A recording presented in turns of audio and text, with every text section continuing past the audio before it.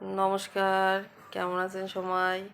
আজকে নিয়ে চলে আসলাম কালো জিরে ভর্তা। গোছাই নিয়েছি এই যে দুটো শুকনো জাল, একটা মাছের লেজ, তারপরে কালো জিরে, পেঁয়াজ, রসুন। কড়াইতে একটু দিয়ে দিলাম সর্ষের তেল। এই রান্নাটায় সর্ষের তেল ব্যবহার করলে ভালো হয়, সয়াবিন তেল দিলেও হয়, কিন্তু সর্ষের তেল দিলে বেশি ভালো হয়।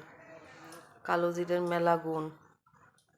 কালো জিরে খালি গ্যাসের রোগের গ্যাস সেরে যায়।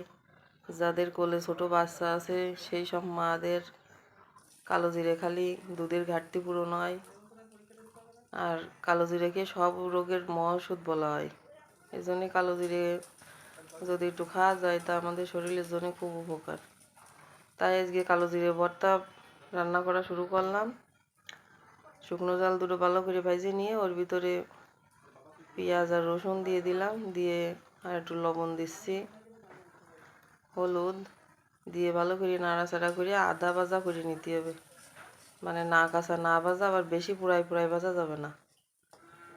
ভেজে নিয়ে ভালো করে ভেজে নিচ্ছি। সর্ষের তেল দিছি, সরিষার তেল দিলে ভালো হয়, একটু ঘ্রাণ বেরোয় সরিষার তেলের। এই যে ভাজা কমপ্লিট। এবার আছে সেই জিরেগুলো, কালো জিরেগুলো, ওর ভিতরে ময়লা থাকে, অনেক সময় জিল থাকে, ময়লা থাকে, এগুলো ভালো করে বাইছে পরিষ্কার করে তাই নিচে কালো জিরে, কিছুটা কালো জিরে দিয়ে দিলাম। দিয়ে কালো জিরেটা একটু ওই 30 সেকেন্ড 40 সেকেন্ড মতো ভাজা লাগবে, বেশি সময় ভাজা যাবে না। বেশি সময় ভাজলে এবার পুড়িয়ে যাবে, এই জন্যে এইভাবে ভাজতে হবে। আগেরকার মা ঠাকুমারা এই কালো জিরে ভর্তা করে দিত যাদের ছোট বাচ্চা হয় তাদের জন্যে, যাতে তাদের দুধের ঘাটতি পূরণ হয় সেই জন্যে। কিন্তু এখন তো আমরা বিদেশি খাবারের দিকে ছুটতেছি, দেশি খাবার সব রেখে দিচ্ছি। তাই ভাবলাম আজকে কালো জিরে ভর্তা করে দেখি। এই যে একটা মাছের লেজ দিয়ে নিয়েছি, লেজটা ভালো করে বাইটিয়ে কাটা বেছে নিয়েছি। এবার এই কালো জিরে, পেঁয়াজ, রসুন এগুলো ভালো করে বাটিয়ে নিচ্ছি। নিয়ে বাটিয়ে নেওয়ার পরে এই যে এই লুক আর দুটো ধনিয়া পাতা দিয়ে সাজাই নিয়ে চলে আসলাম। এটা হচ্ছে ইরানি ধনিয়া পাতা, এটা আমার বাড়ি লাগানো আছে।